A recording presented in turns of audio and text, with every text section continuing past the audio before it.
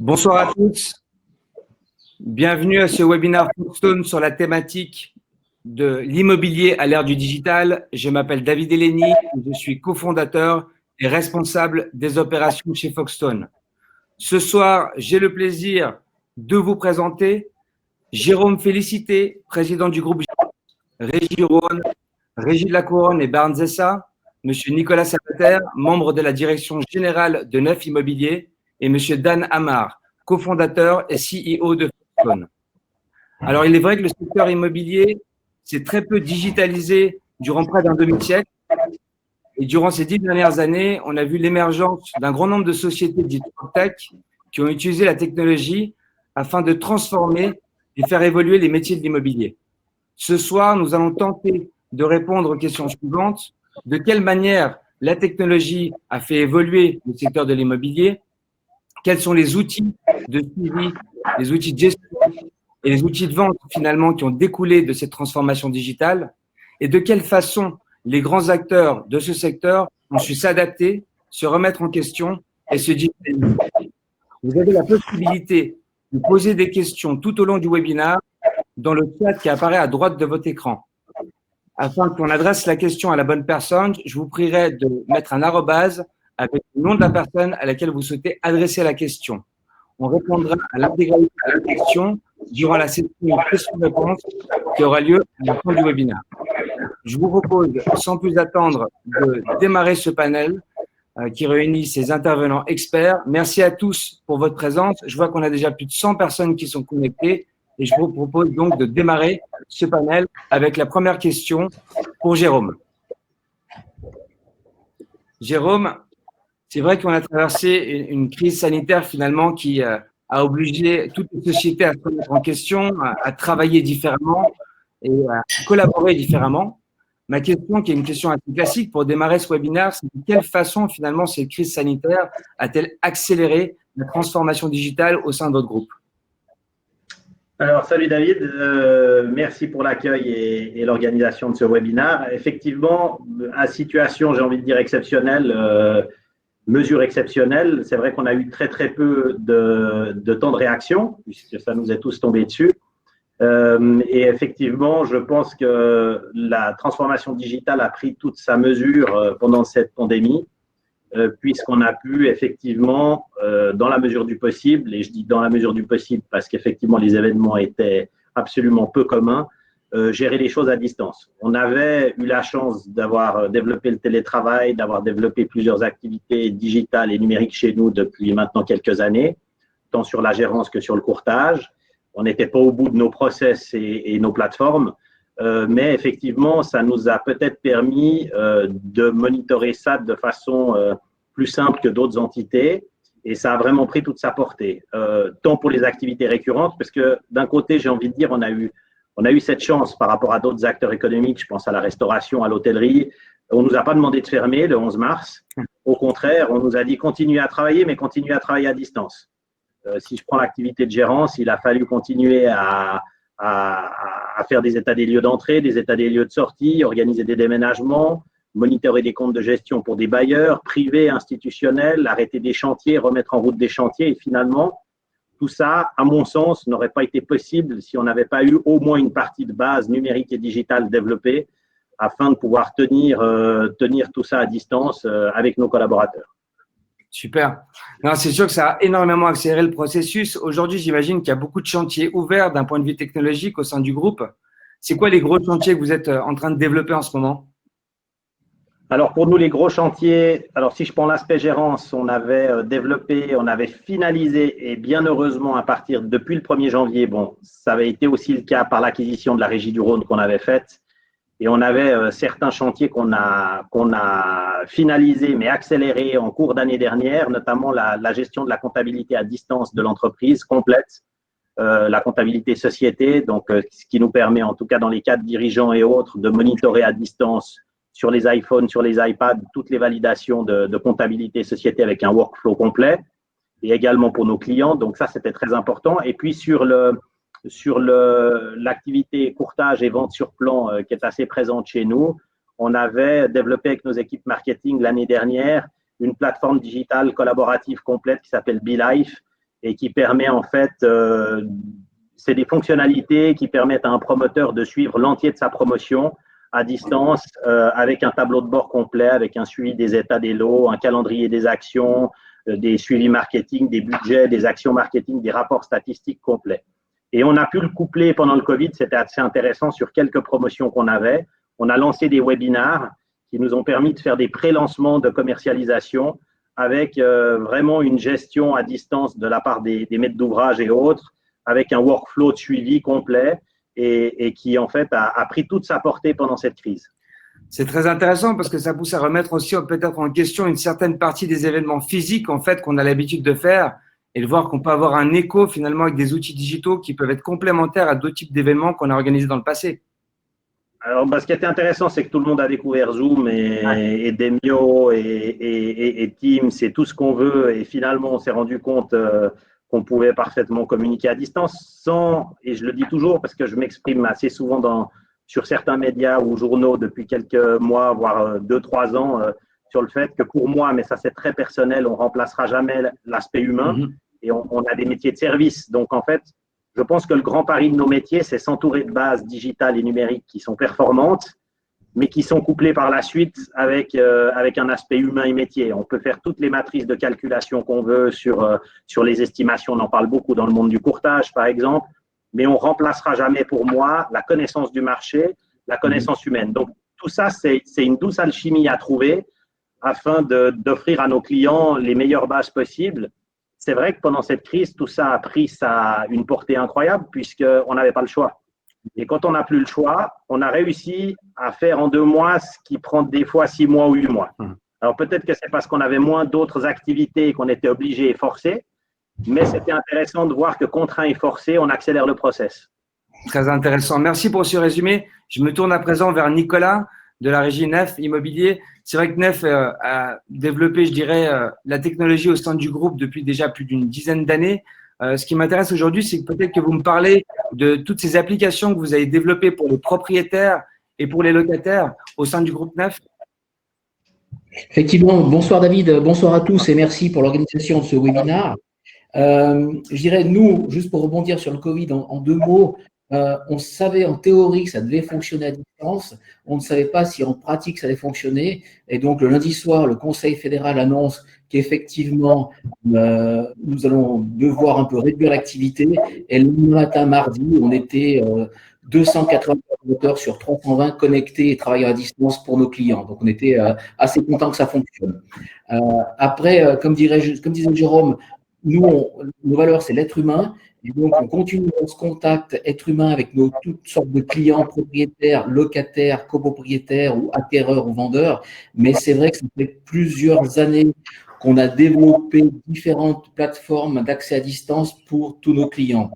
On avait commencé par nos clients propriétaires avec le site ePro qui permettait d'accéder à distance un peu comme du coaching au suivi de immeuble pour le propriétaire, que ce soit copie des baux, copie des états des lieux, copie des contrats, les comptes en instantané, les factures digitalisées, les bons de travaux digitalisés.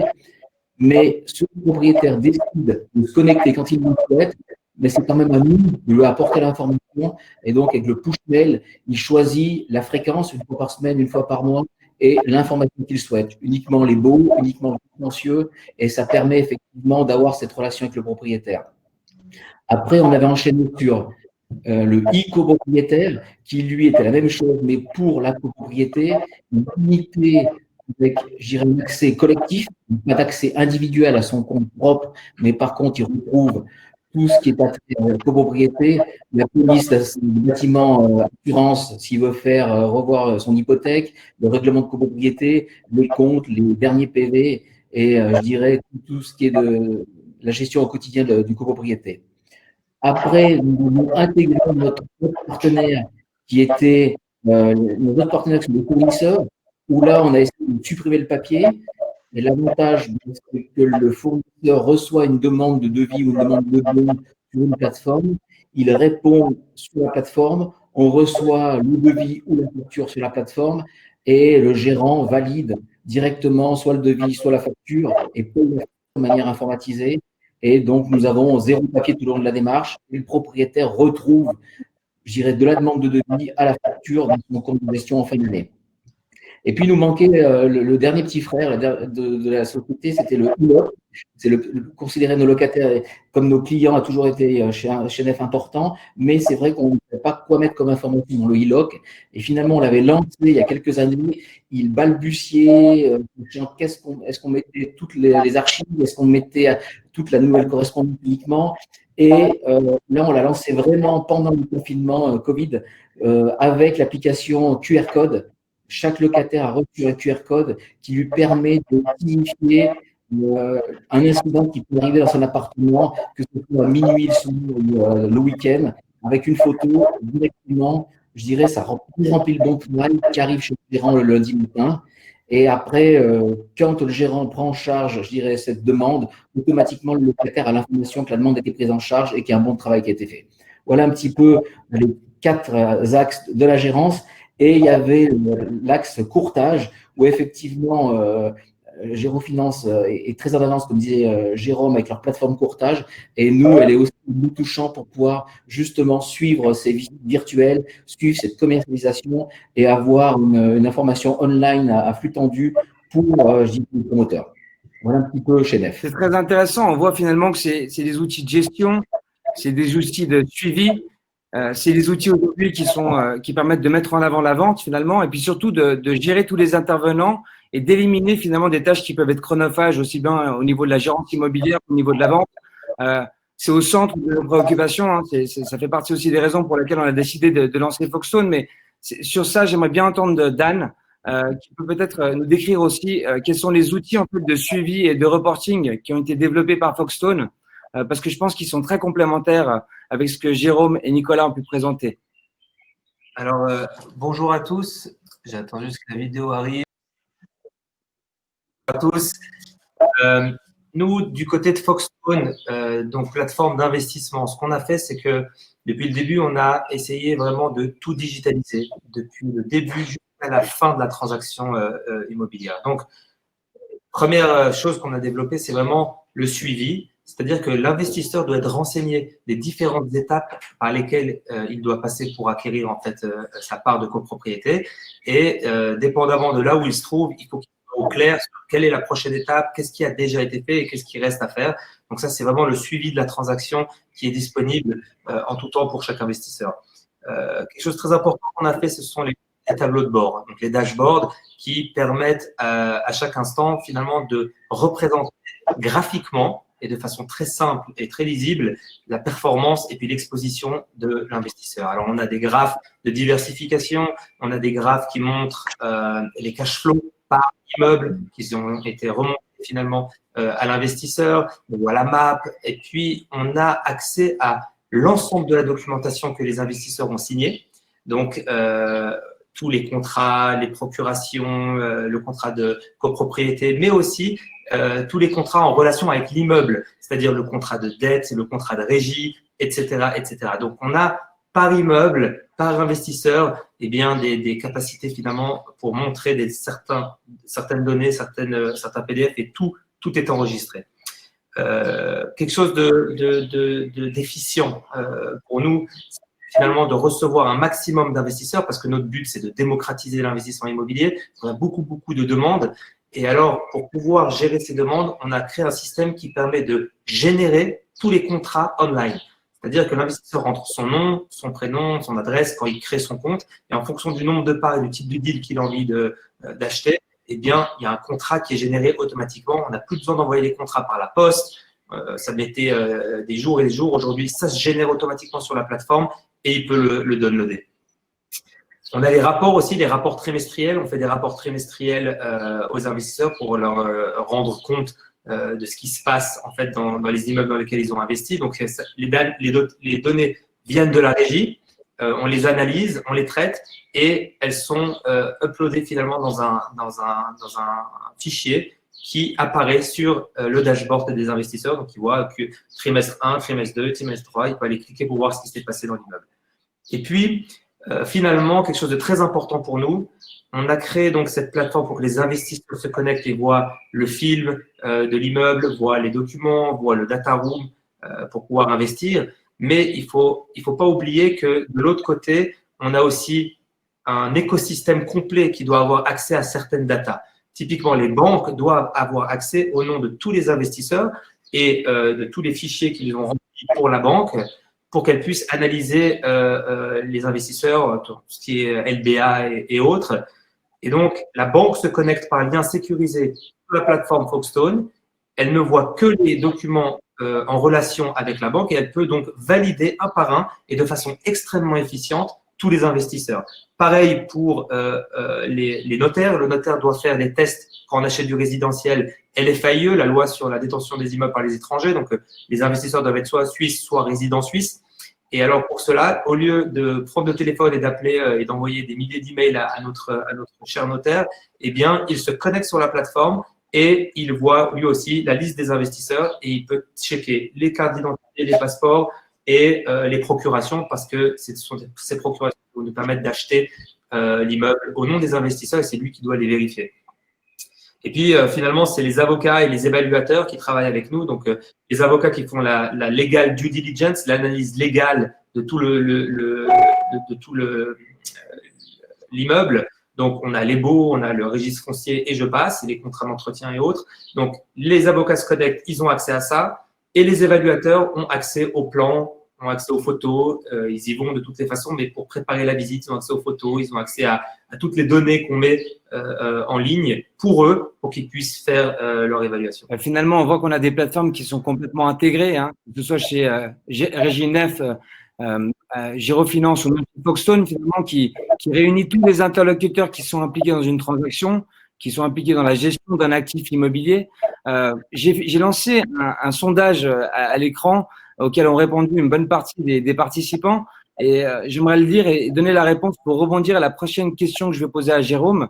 La question, c'était: seriez-vous prêt à louer un nouvel appartement suite à une visite virtuelle uniquement?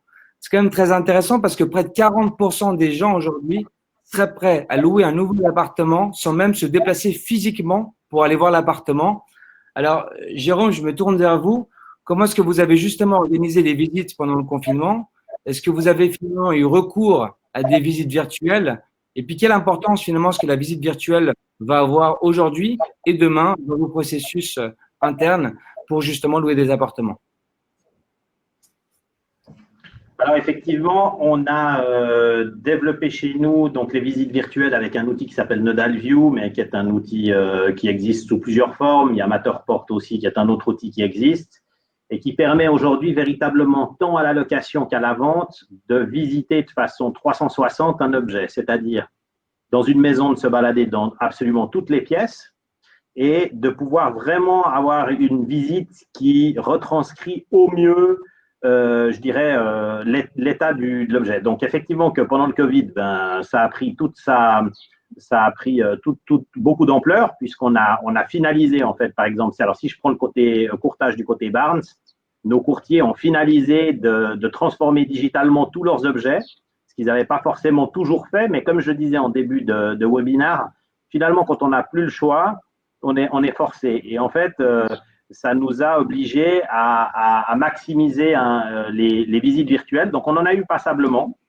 Je rebondis. Alors, ça, c'était pour l'accès vente. Et puis, sur l'axe mise en valeur, on a un département assez important chez nous puisqu'on a une quinzaine de projets en ce moment en Suisse romande pour des institutionnels ou des privés qui ont construit des immeubles locatifs pour lesquels on met en valeur, c'est-à-dire on va faire la location de ces futurs immeubles qui sont déjà souvent finis. Ça, c'est la différence avec la vente où souvent les gens achètent sur plan. Mais en location, les gens, on met en principe en location 6 mois avant la réception des bâtiments. Donc, on est en fin de grosses œuvres, en fin de finition ou autre. Et puis, on a pu vraiment, alors là, à ce niveau-là, c'était extrêmement important puisqu'on n'avait plus la possibilité pour certains chantiers d'organiser des portes ouvertes. Et finalement, on a fait des portes ouvertes virtuelles. Donc, véritablement, soit sous forme de webinar, soit sous forme de visite virtuelle. Et là, ça a véritablement pris tout son sens. Et je pense qu'on va continuer, post-Covid, on va dire, à fonctionner quand même de cette façon-là de temps en temps, dans des pré-commercialisations avant réception ou avant organisation de porte ouverte physique avec ces outils qui permettent véritablement de faciliter la vie du client, qui peut de temps en temps être à l'autre bout du monde encore, qui est délocalisé, qui va venir s'installer en Suisse. Et ça lui permet de faire son pré-choix, entre guillemets, et ça reprend ce que je vous disais tout à l'heure. Pour moi, la transformation digitale et numérique, elle est extrêmement importante, mais elle est couplée à de l'humain. Et elle va être couplée, en fait, à finalement faire des pré-choix et venir finaliser. Alors, de temps en temps, peut-être pas forcément. Et je pense que votre sondage est intéressant de voir que certaines personnes sont prêtes à louer un appartement de façon virtuelle. Parce que quand on n'a pas le choix et quand on est à l'autre bout du monde et qu'on est délocalisé 2 semaines avant et qu'on a des enfants qui commencent des écoles, ben on n'a pas forcément toujours le choix de venir ou de pouvoir venir. Et donc, ça, c'est des outils qui n'existaient pas il y a quelques années. Et aujourd'hui, véritablement, c'est une aide extraordinaire pour tout ce qui est commercialisation. Donc, ça a effectivement pris une place très importante, tant dans l'aspect location pure gérance que dans l'aspect vente. Très intéressant. Je rebondis sur d'autres outils qui sont en train de se mettre en place, notamment par rapport aux assemblées générales. On a dû tenir des assemblées générales PPE, des assemblées générales d'entreprises, toutes sortes d'assemblées générales en période de Covid, bien avant, et elles continueront par la suite. Je me tourne maintenant vers Nicolas. Comment est-ce que vous avez tenu ces assemblées générales? J'imagine par différents moyens. Je serais intéressé de vous entendre sur cette question. C'est une grande question qu'on s'est posée chez Nef parce qu'effectivement, on n'a passablement de PP sous administration et à partir du moment où les réunions de plus de 5 personnes étaient interdites et qu'on était, je dirais, en pleine période d'assemblée générale, elles étaient déjà beaucoup programmées et on a dit qu'est-ce que l'on fait? On la reporte, on la fait par visioconférence et c'était un peu nouveau comme concept et on s'est quand même rapproché de nos clients qui était la chose la plus importante pour leur faire voir qu'on prenait en considération leur ressenti et voir avec quoi ou quel outil on peut les accompagner pour ne pas bloquer les décisions à l'Assemblée générale. Et donc, pour certaines, on a demandé tout simplement des procurations à l'administrateur en se mettant d'accord avec le comité par téléphone, puis on a atteint certaines fois des 100% de participation avec procuration à l'administrateur. On a fait procuration avec le comité de gestion, le comité des délégués. Là, ils avaient 2 ou 3 personnes qui venaient à l'agence avec 1 ou 2 collaborateurs Nef. On était en dessous des 5 personnes avec les mesures de sécurité. On arrive à les tenir. Et puis, on parlait tout à l'heure des outils qui nous permettaient, je dirais, de manière digitale. Et on a beaucoup pratiqué du Zoom. Et on a tenu à peu près 20% de nos assemblées générales par Zoom. Avec une discipline de fer, si je peux me permettre de parler ainsi, c'est-à-dire que coupure des micros de tous, et puis prise de parole sur demande et votation avec le pouce levé, c'était très simple. Autrement, ouverture des débats, mais un par un. Mais ça fonctionnait bien, puis les propriétaires ont vraiment apprécié cela, parce que je vois qu'il y a un nouveau sondage qui est apparu sur dire, en tant que propriétaire, préférez-vous participer à l'Assemblée générale physique ou digitale? Et effectivement, à la suite de celle que nous avons fait par Zoom, les propriétaires nous ont dit, mais pourquoi on ferait autrement l'année prochaine? La question qui reste, c'est que le Zoom, les gens aimaient bien, ils pouvaient le faire toute la journée parce qu'ils étaient plutôt en télétravail, en home office, ou alors ils étaient au bureau, mais ils étaient seuls dans leur grand open space. Donc, on arrive à le faire en journée. Est-ce qu'un Zoom en soirée, comme souvent malheureusement, ou les assemblées générales à 18h avec les enfants qui rentrent de l'école, qui rentrent de la crèche, qui crient dans tous les sens, à voir comment ça pourrait fonctionner. Mais on a bien fonctionné comme ça. Et puis, la dernière méthode traditionnelle ou classique, c'est qu'on a reporté quelques assemblées où il y avait beaucoup de travaux. Mais on a vraiment creusé la tenue de l'Assemblée générale par Zoom. C'était vraiment, je pense, une piste d'avenir et ce que Foxtone, je crois, a très bien lancé. C'est vrai que Zoom a servi à digitaliser la vie de chacun d'entre nous. Chez Foxtone, effectivement, on a développé un outil pour tenir ces assemblées générales. Dan, est-ce que tu pourrais nous décrire comment fonctionne l'outil qui a été mis en place par Foxtone pour tenir ces assemblées générales? Avec plaisir. On a juste poussé un tout petit peu plus loin la réflexion, étant donné que nous, les gens les personnes en fait qui vont participer à ces assemblées générales, elles habitent pas dans l'immeuble. Et ça, c'est la grande différence avec vous, Nicolas et Jérôme, c'est que nous avons que des investisseurs. Donc, on est tous alignés et puis on s'est dit, on s'est assis ici dans la salle à Foxtone et on a synthétisé les assemblées générales. Et on en a extrait au scalpel vraiment ce qui était bon, ce qui était moins bon. On sait que c'est toujours un peu fatigant pour les administrateurs de PP, justement ces assemblées générales qui durent très longtemps. Alors, on s'est dit, voilà, nous, à la place de couper les micros, en fait, ce qu'on a fait, c'est qu'on s'est dit, l'assemblée générale, pour des investisseurs, eh bien, ça se synthétise des votes. Oui, non ou neutre. On n'a pas besoin de discuter, finalement, entre nous. Les investisseurs n'ont pas besoin de dire, ah ben, voilà, le chat du voisin, il a fait des bêtises, ou je ne sais pas quelle autre question qui est inhérente, finalement, à l'immeuble et des gens qui habitent. Nous, c'est vraiment l'investissement. Comment on va faire pour le mieux pour les investisseurs, comment on va faire notre rendement. Et alors, en synthétisant ça, on a fait justement et on a découpé ce processus entre nous. On a la convocation, la votation et l'assemblée générale. La convocation, c'est une période de 3 semaines qui permet en fait à tout le monde de recevoir l'ordre du jour. Chaque personne, chaque investisseur copropriétaire qui souhaite amener son point à l'ordre du jour, parce qu'ils ont quand même le droit, c'est leur immeuble, le droit de dire ce qu'ils pensent, eh bien, il nous écrit par message, par chat, et puis on rajoute ce point à l'ordre du jour. Dès que la période de convocation s'arrête, commence la période de votation. Là, l'ordre du jour est figé, on ne change plus. Et là, il y a une période de votation où chacun peut voter oui ou neutre sur tous les points qu'on a proposés dans l'ordre du jour. Ce qui est intéressant ici, c'est que nous avons des gens qui viennent de plusieurs cantons différents. Et il faut imaginer que chez Foxstone, un investisseur peut investir, par exemple, 200 000 francs, il a investi dans 5 immeubles. Donc, il doit normalement faire prendre part à 5 assemblées générales, et si c'était des immeubles normaux, à 5 assemblées générales dans 5 endroits différents. Donc, ça, c'est pas possible. Donc, dès le départ, avant même le Covid, on a pensé et on s'est dit, il va falloir qu'on digitalise aussi ce point. Et alors, on a donc désynchronisé, puisque les gens ont une semaine pour voter, ils n'ont pas besoin d'être tous au même temps à la même place, et on a délocalisé tout simplement par le fait qu'ils peuvent voter depuis chez eux. Ils n'ont pas besoin, comme j'ai dit, d'être au même moment à la même place. Dès que finit la votation, c'est là où prend toute la beauté finalement du développement qu'on a fait chez Foxstone. On clique sur un bouton et toutes les assemblées générales se font automatiquement. Donc, c'est un robot qui va simplement récupérer tous les votes, qui sont sécurisés, bien sûr, et on obtient la génération du procès-verbal de l'assemblée générale qui est fait automatiquement, le test de quorum qui est fait automatiquement, on a ce test qui se fait, bien sûr, et les tests de majorité, dépendamment des questions. Certaines questions demandent la majorité simple, d'autres questions demandent la majorité qualifiée. Ça, c'est dans nos contrats de copropriété. Et du coup, dépendamment de la question, se met le curseur finalement, parce qu'on a besoin de 60% ou 50%, et ça donne des résultats automatiquement. Ça nous a permis de tenir aujourd'hui une assemblée générale complètement digitale, où personne ne s'est ni déplacé ni rencontré. 83% de taux de participation en moyenne, tous les quorums bien atteints, et c'est près de 100 copropriétaires de 12 cantons différents qui ont pu participer et voter dans ces assemblées générales. Je réagis au dernier sondage. D'après vous, quel est le plus grand frein à la digitalisation au sein d'une entreprise? C'est très étonnant. On voit que la rigidité organisationnelle remporte la majorité. Alors, Jérôme et Nicolas, vous êtes tous les deux dirigeants d'entreprise. Moi, ce qui m'intéresse, c'est de savoir aujourd'hui, en tant que dirigeant, quels sont les grands enjeux et les obstacles finalement de cette digitalisation en interne dans votre groupe. Jérôme?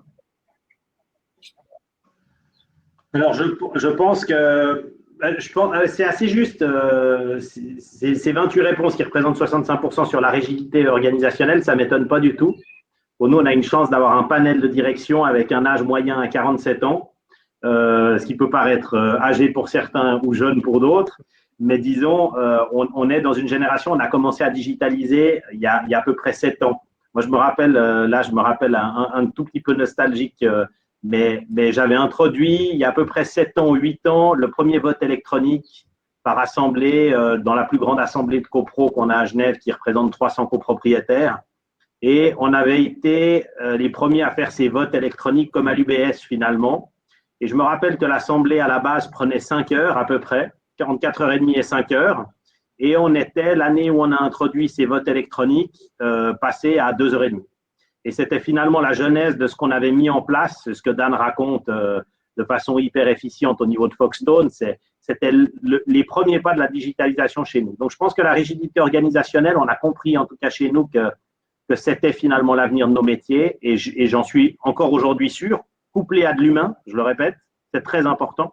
Parce que je pense qu'on peut développer toutes les matrices qu'on veut, on peut développer toutes les plateformes. Et comme chez vous, comme chez Foxstone, si vous n'avez pas la connaissance du marché, si vous n'avez pas tout le process administratif, il est important. Par contre, la connaissance du marché, le bon sens que l'être humain va avoir sur la façon de régler des problèmes, puisqu'on est finalement que des mandataires, hein, on fait des métiers de service, je pense que c'est extrêmement important. L'historique des choses.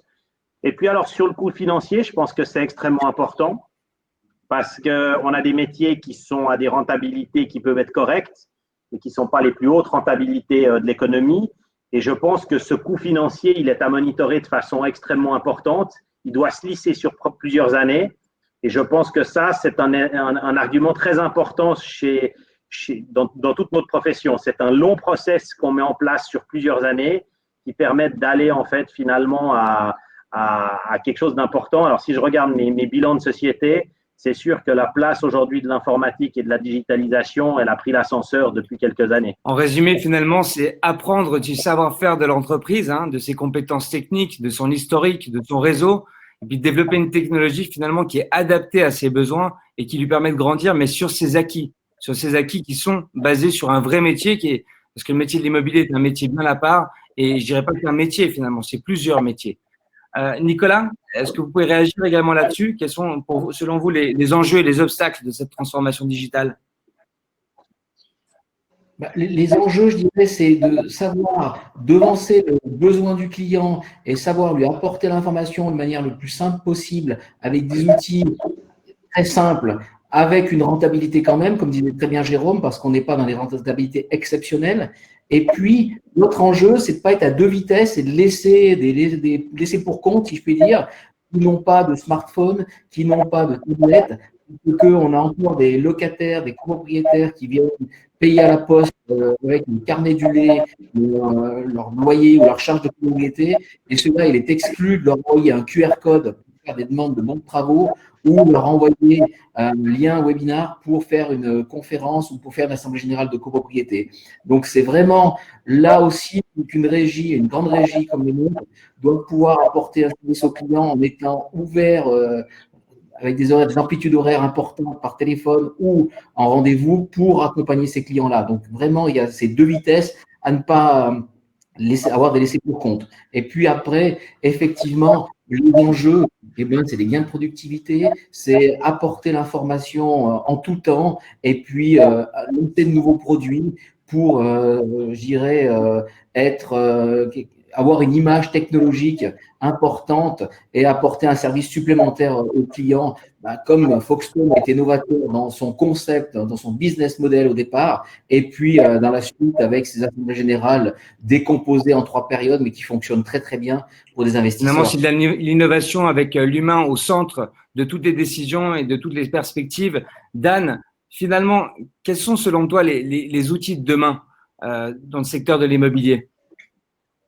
Alors, pour nous, les outils de demain, en tant qu'investisseurs, nous sommes des investisseurs immobiliers. Je tiens à le préciser, nous, on ne remplace pas la régie. On utilise les régies du groupe de Jérôme et puis du groupe du groupe Nef pour travailler. Ils nous donnent un service excellent, c'est-à-dire qu'eux, ils s'occupent de collecter les loyers et de toutes les problématiques du droit du bail et des locataires. Nous, on s'occupe de l'asset management, la stratégie en fait qu'on aimerait prendre sur ces immeubles. Donc, nous sommes, nous, investisseurs immobiliers.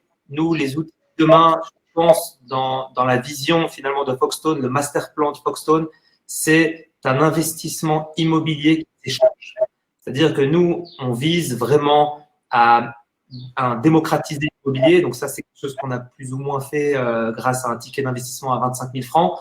Par contre, on a eu aussi les premiers échanges de parts qui se sont faits achat-vente entre copropriétaires ou sur le second marché, qui a donné de la liquidité, qui a prouvé au marché qu'on arrivait à donner de la liquidité sur un marché absolument illiquide qui est l'immobilier.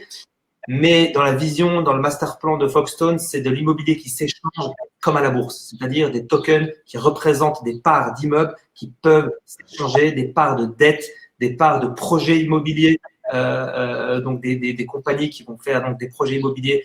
On va les tokeniser, on va vendre ça par des distribution channels à des banques, à des investisseurs et à tous les gens, des personnes en fait qui peuvent accéder grâce à la plateforme Foxstone. Donc pour nous vraiment, les outils de demain, c'est la technologie, la plateforme et le but, c'est l'immobilier qui s'échange. Donc finalement, c'est de rendre plus échangeable, de rendre plus liquide une classe d'actifs qui jusqu'ici était assez liquide, de le rendre plus transparent, de le rendre bien évidemment aussi plus accessible, si j'ai bien compris. Et pour une régie, finalement, quels sont les outils digitaux de demain? On a parlé d'un grand nombre d'outils, mais j'imagine que vous vous concentrez aujourd'hui sur des outils qui sont prioritaires. Jérôme, c'est quoi pour vous les outils de demain au sein de la régie? Alors, les outils de demain sur l'angle régie, bon, alors sous l'angle copropriété, comme le disait Nicolas tout à l'heure, je pense que le Covid nous a beaucoup appris et nous a forcé à faire certaines choses. Est-ce qu'on tiendra toutes nos assemblées en ligne? Nous, on a un système qui s'appelle l'Icorum chez nous qui permet aux clients d'avoir accès à leur compte à distance, effectivement. J'ai envie de prendre un petit peu le pendant d'une grande banque rouge avec des clés, pour ne pas la nommer, qui a été pour moi une des premières à développer l'e-banking de façon hyper intéressante. Je pense que le jour où on sera arrivé à déployer ce qu'on devrait arriver d'ici quelques années, pour ne pas être trop ambitieux, on essaiera d'aller plus vite, mais lorsque le client pourra avoir un panel complet d'e-banking, complet sur ses immeubles, consolidé, avec tant une gestion financière complète qu'une gestion technique, mais absolument complète, qui ne remplacera pas forcément l'aspect humain, mais qui permettra en temps de crise ou en temps de pandémie d'avoir un flux complet updaté minute et pas jour, on sera excellent. Je pense que ça, c'est le but final, de pouvoir toujours donner l'alternative. Nous, on a un fort ADN d'entreprise avec beaucoup de clients privés. Et comme le disait Nicolas aussi tout à l'heure, on a beaucoup de clients d'un certain âge, 3e, 4e, 5e génération des fois chez nous. Et donc, on a des gens qui sont peu connectés aujourd'hui encore, à qui il faut offrir la possibilité d'avoir ce contact humain ou autre. Donc, c'est une douce mixité, mais je pense qu'on a beaucoup à faire encore. Et ce que je dis aujourd'hui ne sera peut-être pas vrai dans 2 ans, hein. On aura peut-être encore énormément de choses qui auront été développées, la possibilité de se connecter depuis son smartphone pour valider, comme on le fait nous finalement, valider la comptabilité de l'entreprise à distance. C'est vrai que ça nous permet aujourd'hui d'être à Neuchâtel le matin, Yverdon l'après-midi, en Valais l'après-midi, de continuer à avoir le suivi de l'entreprise, de valider sans obstruer le process interne. Quand on aura la possibilité de donner cette faculté à notre client, de pouvoir payer son loyer depuis son smartphone, de pouvoir régler ses charges de copropriété, de pouvoir, voilà, je pense qu'on aura facilité la vie de nos clients. On aura aussi facilité beaucoup de process de l'entreprise à l'interne, avec des possibilités, effectivement, je dis toujours, alors sur ces aspects techniques, économiques, comptables, plus on a de saisie automatique, moins on a de risque d'erreur humaine. Il y a de l'humain derrière, mais il faut, voilà, je pense que le monde de l'Excel, on le quitte gentiment pour arriver dans un monde d'automatisation complète qui doivent nous réduire le risque d'erreur au maximum. Très bien. Nicolas, vous souhaitez réagir également là-dessus? Quelles sont les perspectives pour Neuf Immobilier? Je dirais, je pourrais me rapprocher de Jérôme et puis de mutualiser les coûts pour investir dans le sens où il veut aller, parce que c'est effectivement le sens dans lequel on souhaiterait aller aussi chez Nef. Je dirais, nous, les outils de demain, c'est le gérant technique mobile, on va dire, nomade, on l'appelle gérant technique nomade. Il n'a plus besoin de passer au bureau, il a tout sur sa tablette et effectivement, il perd plus du temps entre la jonction et Vesna ou Versoix pour faire une demi-heure de bouchon, voire 45 minutes aux heures de pointe. Et donc, du coup, il est très efficace. Il fait ses bons de travail depuis le petit room où il a un peu de Wi-Fi ou alors il connecte son smartphone. Donc, ça, c'est le gérant technique nomade. Et puis, bah, de toute façon, tout le monde connaît un peu les technologies blockchain qui sont en train d'investir un peu partout. Donc, certainement qu'on pourra signer des actes notariés très facilement et très simplement, un à Verbier, l'autre à Londres, et puis ça fonctionnera très, très bien. Donc, voilà un petit peu comment on va s'orienter certainement au niveau de nouvelles technologies, tout en gardant un peu d'humain. Et c'est pour ça que ce soit Gérofinance, Dunant, La Couronne, Régie du Rhône ou Nef, je dirais que tous les collaborateurs sont dans leur bureau ou dans les succursales et pas à l'étranger avec des développements en dehors, mais vraiment, ce sont des collaborateurs locaux qui font tout le travail pour nos clients. Merci Nicolas. Le panel touche à sa fin. Je vous propose de prendre quelques minutes pour répondre aux questions des différents participants. Je vais commencer avec une question pour Dan qui va apparaître à l'écran. Comment les participants peuvent être légitimés lors des assemblées générales pour éviter tout hacking ou usurpation d'identité? Alors, pour participer à l'Assemblée générale, déjà, le copropriétaire reçoit un email. Donc, déjà, il faudrait que le email soit hacké, mais imaginons qu'il soit hacké. Au moment où il participe à l'Assemblée générale, il doit rentrer maintenant dans son compte. Donc, il doit maintenant hacker le système Foxstone, c'est-à-dire le compte et le password Foxstone. Mais imaginons qu'il se fait encore hacker le système Foxstone, eh bien, il remplit, il clique sur son vote.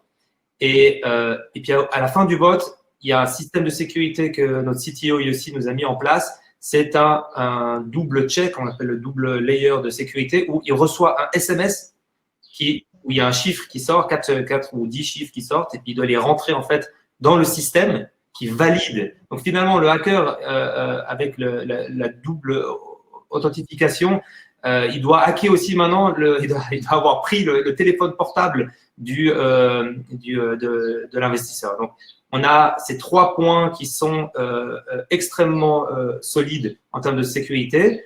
Maintenant, ce qui se passe encore, c'est pas tant pour la sécurité, c'est vraiment pour la validité, pour vraiment valider en fait le vote. L'investisseur reçoit en email en retour le vote qu'il a fait. Et le vote, en fait, il est ouvert. Il voit exactement j'ai voté ça, j'ai voté ça, j'ai voté ça. Ces votes-là sont enregistrés sur la plateforme aussi. Donc, finalement, s'il dit « Ah oui, j'aimerais voir les votes de tout le monde », on peut ouvrir tous les votes de tout le monde et puis voir ce qui s'est passé dans la votation. Prochaine question pour Jérôme. Est-ce la fin du métier de courtier ou vendeur immobilier?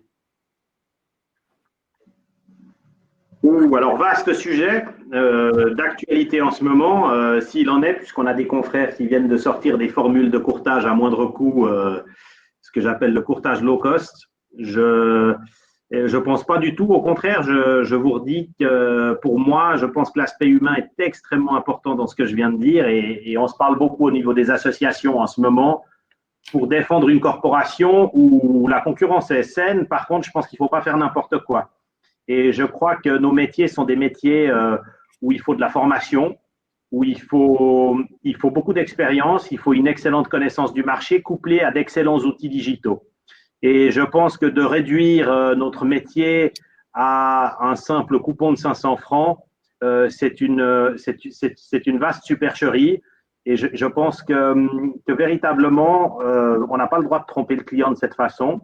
Par contre, je crois vraiment qu'on se doit, je suis des fois atterré du peu de temps que des clients peuvent prendre pour acheter un appartement alors qu'ils vont mettre 3 jours à réfléchir pour l'achat d'une voiture.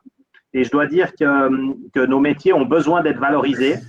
On a besoin au niveau de nos associations professionnelles de travailler très fortement pour se fédérer et pour montrer qu'on représente une corporation qui doit être formée, qui doit être diplômée, qui doit très bien connaître son métier, couplé avec un certain professionnalisme. Et alors maintenant, le métier de courtier est un métier qui est peu protégé, malheureusement, comme le métier de gérant de fortune ou autre. Quand on est dentiste ou médecin, il faut avoir des diplômes, en tout cas c'est mieux.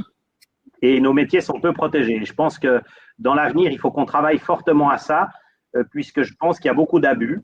Nos métiers n'ont pas toujours bonne presse, c'est aussi conjoncturel. Je pense qu'effectivement, les conjonctures économiques, quand elles sont hautes comme ça, c'est un métier n'étant pas protégé qui permet à des gens de se dire qu'on peut faire du courtage avec un téléphone et un portable. Je pense que c'est faux. Et je pense que nos ADN d'entreprise montrent aujourd'hui qu'il faut investir dans l'avenir. Il faut beaucoup dépenser pour recevoir. Il faut avoir des visions pérennes. Et moi, je suis plus à dire qu'on doit attendre une certaine rémunération contre un service de très haute qualité. Ce qui veut dire former des gens, diplômer des gens et investir dans l'outil de formation, ce dont on parle maintenant depuis 45 minutes, c'est-à-dire dépenser beaucoup d'argent sur les futurs outils digitaux pour donner le meilleur à nos clients. Merci Jérôme. Prochaine question pour Nicolas. Quel est le feedback finalement des locataires sur les visites virtuelles? Alors, je dirais ça permet de faire un premier choix, de conforter le locataire candidat sur sa sélection. Ça évite un peu de tourisme pour visiter 5, 6, 7, 8 appartements. La personne qui va visiter l'appartement, il ne découvrira pas la salle de bain un peu vintage ou dans son jus ou la mauvaise vue depuis le balcon. L'avantage de la visite virtuelle, c'est vraiment on voit l'état tout de suite de l'entrée, de la cuisine, de la salle de bain, des chambres, de la vue. Et une fois que tout cela convient, automatiquement, il y a déjà 50, voire 60% du travail qui est fait. Et après, il a besoin juste de se projeter dans les pièces, voir le quartier un petit peu où il est. Mais il y a un gain de temps pour le locataire. Ça lui évite pas mal de visites, je dirais. Et puis, il y a une réponse. Il y a une question intéressante sur savoir si le locataire de demain pourra faire son pré-état des lieux. Je dirais, c'est déjà ce qui se passe avec le gérant technique, avec les lieux sur tablette. Il n'y a pas de souci de ce côté-là. Tout est déjà rempli. Les codes concours sont remplis, les pièces sont remplies, la cheminée, le delta, le grenier. Donc, vraiment, on est déjà à cette étape-là. La seule chose qui reste, il y a besoin, je dirais, d'un arbitre qui est le gérant technique entre le locataire sortant et le locataire entrant, parce que s'il y a un problème de nettoyage, le sortant va dire que l'appartement est très très propre et que l'entrant va dire qu'il est très très sale. Donc c'est quand même le gérant technique professionnel qui va jouer son rôle de médiateur et du respect de la norme, que ce soit pour le sortant ou pour l'entrant. Donc on a encore besoin d'êtres humains et de collaborateurs dans les régies pour justement rendre ce service aux locataires. Prochaine question pour Dan. Est-ce que la plateforme Foxstone est intégrée avec les plateformes des régies? Alors non, pas encore. Ça, c'est un grand chantier qu'on a appelé le chantier d'asset management chez nous. Idéalement, on aurait toutes les datas des régies, des API qui permettent de connecter les plateformes entre elles. Alors, c'est un long travail parce que les régies reportent de telle façon, ils n'ont pas toujours les mêmes comptes au niveau de la comptabilité.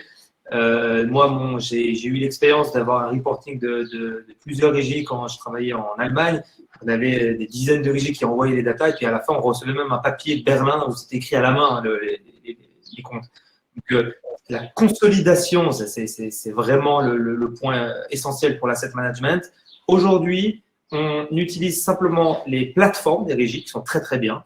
On reçoit aussi mensuellement un fichier Excel qui est formaté de la façon dont on a besoin de nous, qui rentre dans notre master file. Et c'est le master file qui fait en fait tous les calculs automatiquement de taux de vacances, quels sont les appartements qui sont problématiques. On suit de très près en fait notre portefeuille d'immeubles. Mais pour l'instant, la connexion pour consolider tout ça, différentes régies, c'est un très très grand chantier. Question pour Jérôme. Est-ce que les lois sont adaptées pour la gestion digitalisée? Je pense notamment en cas de surprise sur les visites virtuelles, avec un décalage entre l'image et la réalité. Non, alors bon, disons, c'est relativement difficile. Quand vous avez aujourd'hui une brochure de vente, il est souvent mis que les images ne sont pas contractuelles pour border un tout petit peu le côté juridique des choses. Je pense qu'effectivement, en passant à la digitalisation, à la numérisation de façon optimale, c'est-à-dire avec des images de qualité, de la visite virtuelle, on va justement réussir à pallier de plus en plus à ce manque qu'il peut y avoir entre la fameuse visite virtuelle et la visite en guillemets physique qu'on aura par la suite. Aujourd'hui, les lois sont relativement peu développées par rapport à ça, puisqu'en fait, finalement, aujourd'hui, on n'est pas encore dans la phase où les personnes vont plus du tout se déplacer et signer quelque chose à distance. En tout cas, moi, je ne l'ai pas encore vécu. Comme on l'a dit tout à l'heure, je pense que la possibilité de modéliser de façon virtuelle, de digitaliser, de rendre la visite virtuelle possible, nous pré-mâche une partie du travail jusqu'à 80% des choses et puis les gens finissent par venir. La question qui se pose, effectivement, la question légale, elle est importante sur la digitalisation, elle est importante dans le monde de la régie, elle est importante sur les signatures électroniques, elle est importante sur ce dont tout à l'heure on parlait concernant des assemblées avec des possibilités d'usurpation de nom, des possibilités de hacking ou autre. Donc je pense qu'on va, à mon avis, cheminer dans les mois ou dans les années à venir sur le côté légal couplé à la digitalisation, parce que comme je vous disais, ce qui est vrai aujourd'hui n'est pas encore demain, et je pense qu'il y a encore beaucoup à faire par rapport à ça. Sur la signature digitale, sur la signature du bail de façon digitalisée, sur des fichiers de présence pour des assemblées. Enfin voilà, je pense qu'on va encore devoir border de façon extrêmement claire toutes ces activités parce que beaucoup de choses ne sont pas encore arrivées à nos yeux dans une digitalisation complète de nos métiers. Donc je pense qu'on n'a pas encore vu tout le côté légal, non? Dernière question pour Nicolas. Quelles sont vos préoccupations par rapport au développement des nouveaux outils? Développement interne ou externe? Et si externe, local ou moins cher en Inde, par exemple? Alors, c'est très simple. À chaque fois qu'il y a un développement d'outils auquel on pense en primeur ou qu'on observe chez le concurrent, on se pose la question de quel outil qui existe. Est-ce qu'il répondrait à nos attentes? Quelles seraient nos attentes complémentaires? Ensuite, on regarde ce qui existe sur le marché et on compare. À chaque fois, je dirais 9 fois sur 10, tout ce qui est les outils dont on parlait tout à l'heure, que ce soit pour le propriétaire, le copropriétaire, le locataire, le fournisseur, ou même l'état des lieux sur tablette, on est parti pour un développement interne qui nous permettait vraiment de nous mettre à la norme NEF, entre guillemets, et puis l'intégrer dans un processus, je dirais, de tous nos clients. Et nos développeurs et informaticiens sont en interne à Genève. Quelques-uns font du télétravail depuis leur maison pour être tranquilles, mais sont effectivement à domicile et pas délocalisés en Inde ou dans un autre pays, Moyen ou Extrême-Orient. Donc vraiment, c'est tout des développements avec des informaticiens locaux. Et le choix, vraiment, 9 fois sur 10, c'est un développement interne qui nous permet d'avoir la main dessus, de pouvoir upgrader quand on veut, de pouvoir écouter nos collaborateurs sur les améliorations qu'on peut porter et écouter nos clients également, puisque de toute façon, nos clients sont tous exigeants et demandeurs, et automatiquement, les demandes remontent et on apporte des versions 1.2, 1.3, 1.4 à chaque fois pour répondre à ces demandes de clients. Dernière question pour Dan. Quels sont les éléments d'une bonne collaboration avec la régie? Alors, une bonne collaboration avec la régie, je reviens au point de Jérôme, je suis tout à fait d'accord. À la base, it's a people business, c'est-à-dire à la fin, c'est vraiment des gens. Il faut qu'on ait des bons contacts, des bonnes relations avec les gens avec qui on travaille. Avant de parler de contrat, avant de parler de technologie, avant de parler d'échanges, là, je suis tout à fait d'accord avec Jérôme, c'est la personne qu'on va appeler ou à qui on va donner une instruction pour pouvoir aller vite sur un immeuble ou pour nous donner du data de ce qui se passe sur un immeuble. Avant toute chose, c'est la relation humaine. Ça, c'est le point numéro 1. Et après, alors, il y a tout ce qu'on a mis en place. Typiquement, nous, on a créé un contrat de régie qui est une concentration des meilleurs points qu'on a trouvés dans tous les contrats de régie avec lesquels on a travaillé. Et du coup, on a fait un contrat de régie template Foxstone qu'on donne aux régies et que les régies en fait donnent aux locataires. Comme ça, nous, on a industrialisé ce point-là. Et puis, le dernier point, c'est vraiment cette technologie qui permet d'éviter de prendre du temps aux personnes qui travaillent dans les régies parce qu'elles ont plein d'immeubles à gérer et c'est très time consuming. Donc, du coup, la technologie permet d'éviter de prendre le téléphone ou d'envoyer un email qui va prendre 10 secondes, 20 secondes, 50 secondes, 1 minute, 10 minutes à la personne pour pouvoir aller chercher le data. On se connecte immédiatement et on a tout le data en live. On a eu l'expérience récemment, personnellement. Alors, c'est que moi, j'avais une question sur un des appartements, on m'a posé, donc je suis allé sur le site de la régie NEF et puis alors du coup, j'ai pu trouver l'état des lieux online avec toutes les photos. Donc, on a pu immédiatement se rendre compte. Avec la régie du Rhône aussi, on a fait des choses pareilles. C'est très important parce que ça permet d'éviter un flot de questions et un flot de va-et-vient qui est inutile. Voilà, nous arrivons à la fin de cette session questions-réponses. Je tiens à vous remercier vivement tous les trois pour votre participation et très clairement aussi pour ce partage d'expérience qui est d'ouvrir énormément d'idées dans tous les métiers de l'immobilier. Je tiens également à remercier les participants. On était quand même plus de 150 personnes réunies aujourd'hui. Ça démontre à quel point il y a un intérêt en fait pour ces thématiques. Je vous propose de clôturer ce webinaire sur une toute dernière question que je vais vous adresser à tous les trois. Jérôme, comment est-ce que vous pouvez résumer la régie de demain? Beaucoup de services, du digital évidemment, puisqu'on vient d'en parler, mais du service. Je pense vraiment, j'insiste là-dessus, être au service de nos clients. Et être au service de nos clients, ça veut dire de l'humain et ça veut dire du digital, du numérique évidemment, puisque c'est les grands carrefours de nos métiers, mais je pense du service, de la qualité, on ne fait rien sans les humains. Et je pense que voilà, je pense qu'on a vraiment des métiers où on se doit d'avoir de la fidélité, de la longévité, de la pérennité. et d'accompagner nos clients au mieux. Le meilleur, pour moi, le meilleur succès qu'on ait, c'est les générations qui suivent, quoi. C'est d'avoir une troisième, quatrième génération qui nous suit, qui achète avec nous, mais qui fait gérer avec nous. Et ça, je pense que on a des métiers qui ne sont pas faciles, hein, faut le dire. Je ne vais pas me plaindre, mais des fois, ça peut être compliqué. On a des journées qui peuvent être compliquées et je pense que couplé, alors, comme l'a dit avec beaucoup de justesse Dan, et je le remercie parce que des clients comme ça, on n'en a pas tous les jours, de nous dire qu'il faut digitaliser parce qu'on ne veut pas embêter sa régie, je suis tout à fait preneur. Nicolas? C'est très facile. Moi, je dirais, je rejoins tout à fait Jérôme sur la qualité, le service. Et notre ligne de conduite, Nef, pour les années à venir, c'est la technologie au service de l'humain, que ce soit l'humain client ou l'humain collaborateur.